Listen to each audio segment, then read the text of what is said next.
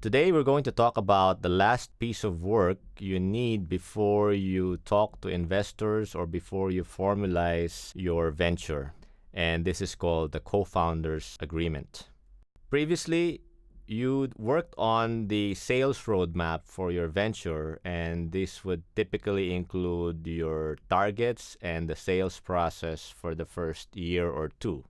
You also worked on the technology or the product roadmap, and this would include not only the R&D, the research and development needed to launch your beta product, but also any subsequent refinements and feature releases that are consistent with your full product vision. Then finally, you translate those two roadmaps into a set of resource requirements, not only supplies and materials, but also facilities, production factories or server facilities, and also services, not only from the outside, but also from the co-founders and the internal staff of the venture.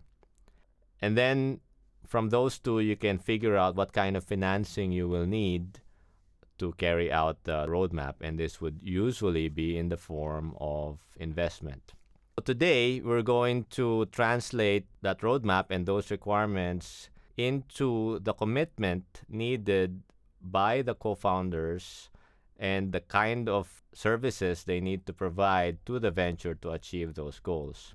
And correspondingly, the value or the stock that they would be granted by the venture in exchange for providing those services. In the same time, you will be able to assess the amount of investment you will need to fulfill those goals and then make an offer of equity to an investor so that they are co-owners of the company. So in this session, we're going to talk about equity, where it comes from, and also explain a very simple tool that will allow you to determine the valuation of the co-founders relative to each other and relative to a cash investor. And just a caveat, this is not a very sophisticated tool, and the output of this tool may not be the final valuation, but it will get you pretty close to the final valuation and sets a good foundation for discussions, not only among co-founders, but also with the cash investor. The important thing to remember about equity is that two things. Number one, it's a reward for taking risk. If a co-founder works for a venture, the simplest way would be to pay that co-founder a salary in cash. And once those services are rendered, the co-founder is paid, and then that's it. However, most ventures typically would like to hold on to their cash instead of paying it out to everyone that provides services. The alternative is to promise to reward them in the future. However, in any venture, there is always a distinct possibility of failure. While you can reduce that, it will not be zero. And therefore, there is a possibility that if you defer the compensation of the co-founder, they might not get paid in the future. So there is risk, and giving equity in exchange for cash is a reward for taking risk. The reward in this case is participation in the future success of the venture, in the possibility that the venture may grow more than what may have been given out earlier in the form of cash.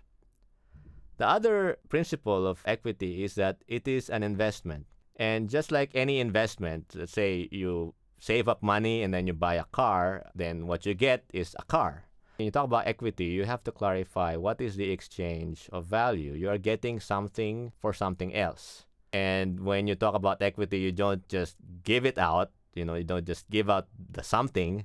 You also have to agree on what that something else that will be in exchange for that.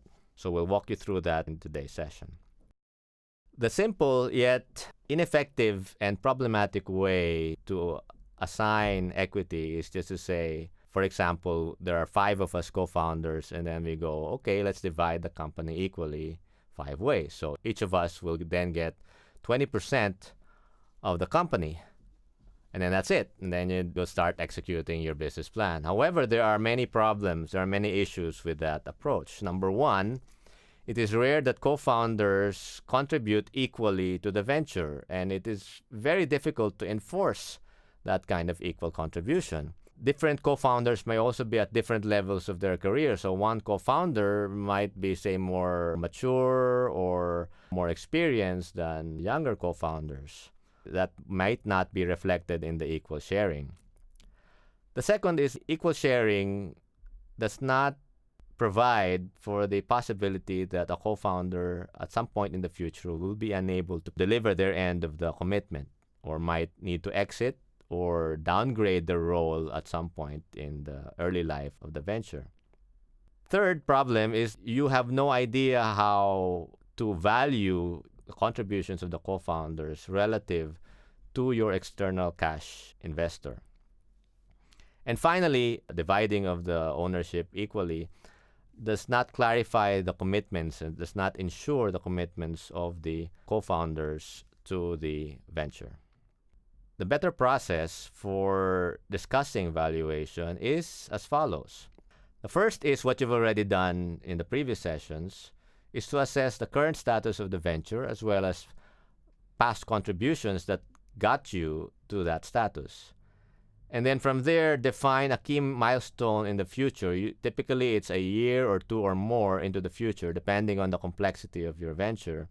And then define the resources that you need to achieve those milestones. And again, this would be in terms of materials, equipment, facilities, external services, cash, and most importantly, the internal services needed that the co-founders and other internal staff need to provide. And this is what is often translated into what we call the sweat equity. The hardest part of this process is to then estimate the cash value of all of those non-cash resources, particularly the internal services. And you would often try to do this by estimating the market rates for the co-founders concerned, as well as the amount of time that they need to put in to fulfill those deliverables. Again, this is the hardest part of this whole process, and this is not something that you can do in one sitting. You may often have to have repeated discussions before you can agree on the cash value. Once you have that, though, it's then a simple matter to prorate your respective contributions relative to all the other contributions, not only by the co-founders, but also by the potential external investor.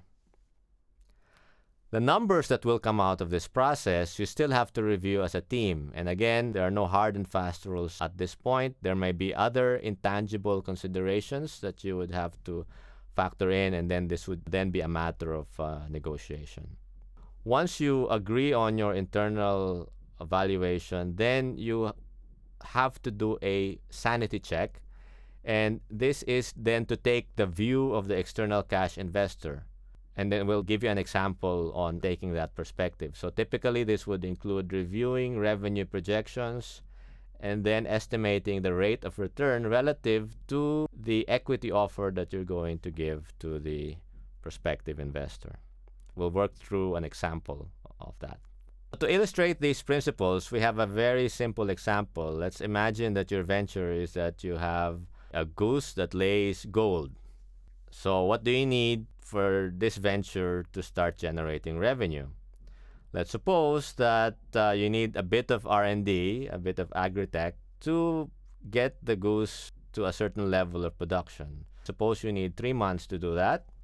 And once the goose is producing, then you will be generating gross sales of about 200,000 a month. Okay, so from the 4th month onward. So while you're in those first 3 months of development, you will need to buy a goose, and let's suppose that's worth 300,000. And you have the salaries of 2 people. One is your dev guy, who you're going to pay 30,000 a month, and another is your biz dev person, who you're going to pay 30,000 a month. And all your miscellaneous expenses run up to about 40,000 a month. So based on these assumptions, how much initial investment do you need before you earn revenue? If you've thought about it, your initial investment should be 300,000 for the goose, and then 3 months worth of salaries and miscellaneous expenses. So the salaries and miscellaneous expenses is about 100K total a month. So for 3 months, that would be 300K plus the 300K for the goose. You need at least 600K to get started. And if you add additional margin, you would maybe raise 740K. Suppose you decide to raise 740K so that there's additional margin. Now, also suppose that the three initial co-founders, Alice, Bob, and Charles, each decides to put in 80,000 in cash, and then you ask an investor to put in another 500,000. So by simple math, by prorating these amounts relative to the total investment amount of 740,000, then you would get the following equity distribution. Alice, Bob, and Charles will each get 11%, and the investor will get 68% of the company. However, there are several problems with this approach. Number one, does Alice, Bob, and Charles have 80,000 to spare? Number two, if you look at the total ownership of the three co-founders in the company, that just totals 33%. So effectively, the co-founders are a minority in their own company. And that's not a good situation to be in because they will not be motivated to help the company succeed. In effect, it is the investor that practically owns the company and not the co-founders. So you want to give the co-founders additional motivation. So how are we going to do that? Let's go through our process and let's figure out how to rebalance the equation. Before we make things a little bit more complicated, let's imagine how it looks like from the investor's perspective. So after 1 year of regular operation, where you're earning 200,000 in gross sales and spending 100,000 in various expenses, your net profit is going to be about 100,000 a month. So in 12 months, you will be earning 1.2 million. So 1.2 million after 1 year. Now, how does the investor recover from that investment? How does he earn from that investment? Typically, unless you sell the company can decide to give back part of its profits to the investors, to the owners of the company. Now, let's suppose you decide to give back 10% of your gross profit to the investors. So that's going to be 120,000 after 1 year. Now, that 120,000 will be divided according to the relative equity ownership of the co-founders and the investor. So if you do the math, each investor will get almost 13,000, and then the investor is going to get 81,000. Now the question is that a good deal for the investor? The investor plunked in 500,000 and is going to get back about 81,000. So is that a good deal? Now if you do the math, that's roughly 16% a year. For some investors, that's already okay. It's better than the bank in many situations. So that's what we mean by the ROI from the investor's perspective. So just to recap, the ROI is a function of several things. It's a function of the amount of ownership the investor has in the company. It's a function of the revenues and the gross profit generated accordingly. And then finally, the percentage of that profit that is returned or remitted to the investor. So those are the factors that come into play. And this is a sanity check that you have to do after you go through this process. Before you make an offer to the investor, you have to check if it makes sense to the investor to make that cash investment. So now let's go back to rebalancing the equation and factoring in the sweat equity of the co-founders. The first part here is for the co-founders to decide what they're going to give up in terms of compensation. In our simple model, we were assuming that from all the cash that was put in, from the 740,000 that was put in, we were going to pay the co-founders a salary. But in this case, suppose some co-founders will agree to be paid instead of in cash, they will be paid in terms of stock or equity. So let's suppose that Alice, the agritech, will agree to work for half a year full-time for stock instead of in cash. Likewise, Bob, the business development co-founder, will also agree to work for half a year full-time. So that translates to 180,000 worth of equity each for Alice and Bob instead of a cash salary. That 180,000 is a commitment in the future. We also need to factor in any uncompensated work that they have put in the past that contributed to the venture. And let's make some additional assumptions. Let's suppose that Alice and Bob have put in an equivalent of 1 month full-time equivalent of work that for which they have not been compensated for. And similarly, Charles put in about a third month full-time equivalent work into the venture for which he has not been compensated either. So now this is how the revised equity structure of the venture looks like. Alice has 30,000 worth in past sweat or old sweat equity. She is committing 180,000 pesos worth of work for which she will be given equity. So her total is 210,000. So you can do the same for Bob and Charles. And as a result of Alice and Bob exchanging a cash salary for compensation in stock, you have also reduced the cash requirements of the company because you don't have to pay people in cash. So instead of asking the investor for 500,000, you will just need to ask for 380,000 pesos. Putting in all of this valuation together and doing the same prorating math that we did earlier, you can now see that the investor is now only 47% of the company, which is a minority stake, and Alice, Bob, and Charles are now the majority at about 53%, which is a better situation for the co-founders to be in. As a sanity check, you can also do the same kind of ROI calculations for the investor. Now, we're not going to do that here. I leave it to you to do that on your own. You can consult with me later if you want to check your answer to that.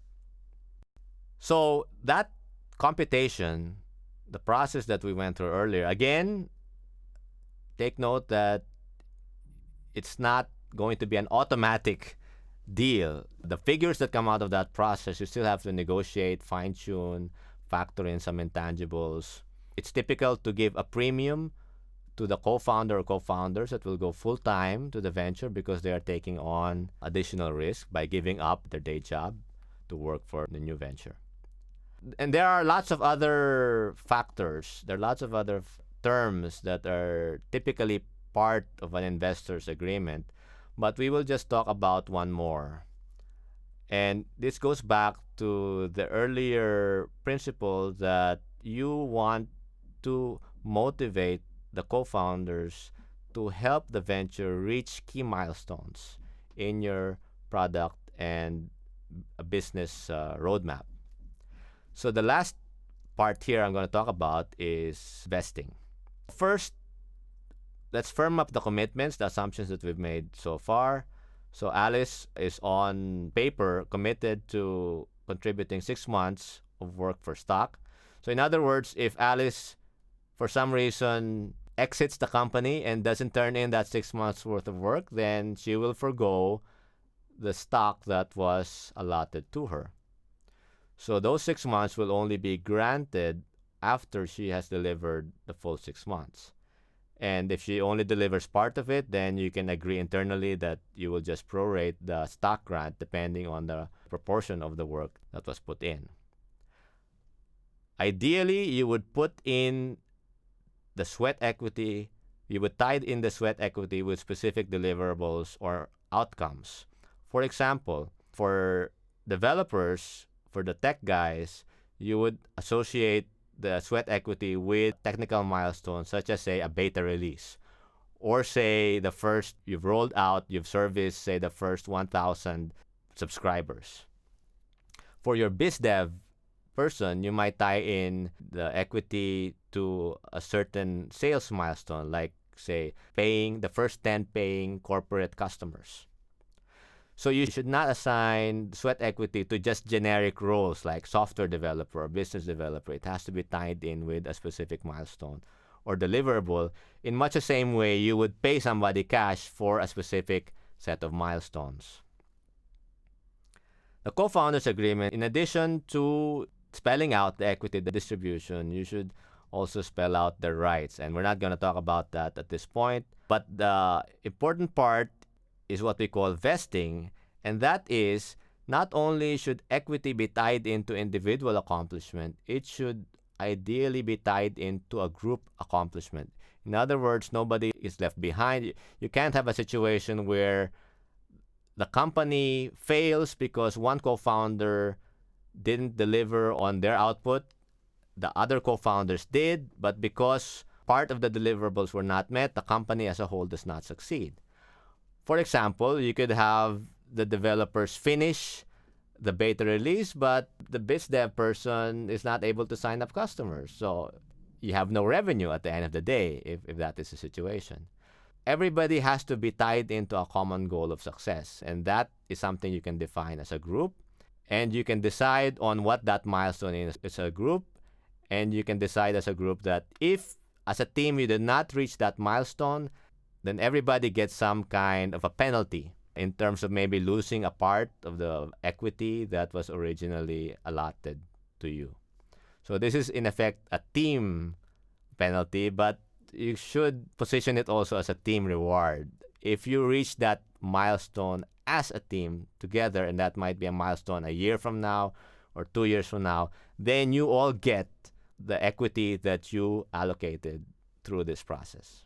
So the principle of vesting, and the reason you include that in the co-founders agreement, is you want to reward long-term commitment to the company and discourage people from exiting before that long-term goal is reached.